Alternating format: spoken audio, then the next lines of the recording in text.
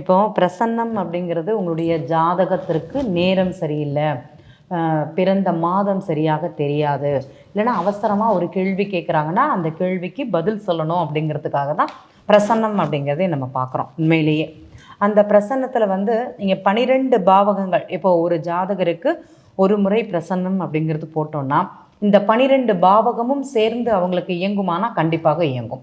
அதில் அவங்களுக்கு பதில் சொல்ல முடியுமானா கண்டிப்பாக சொல்ல முடியும்.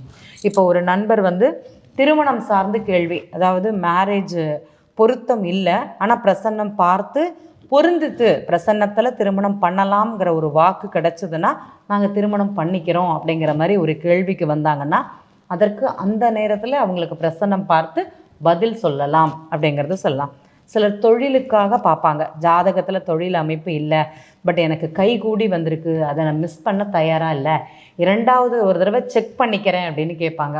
ஏன்னா இவங்க 10 முறை யார்ட்டையாட்டி ஜாதகம் கேட்டுட்டு அங்கே இல்லை, பண்ணக்கூடாது, தெளிவு இல்லைன்னு சொல்லியும் நம்மள்கிட்ட ஜாதகம் பார்த்தோம், இல்லைங்க இங்கே வாய்ப்பு இல்லை, சரியான ஒரு கிரக அமைப்பு இல்லை அப்படிங்கிறதையும் தெரிந்தும் மறுபடியும் பிரசன்னம் பார்க்கும்போது ஜாதகத்தில் என்ன இருக்குதோ அதுதான் இங்கே வரும்.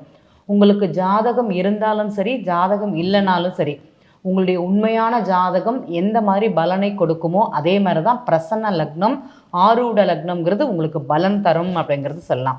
இப்போ உதாரணமாக சொல்ல போனீங்கன்னா ஏஎல்பியில் இன்னும் ரொம்ப விசேஷம். ஏன்னா பிறப்பு லக்னத்திற்கு நம்ம இந்த மாதத்தில் இந்த நட்சத்திர புள்ளி மாறும், இதுக்கப்புறம் சரியாகும் அப்படிங்கிறத சொல்ல முடியும்.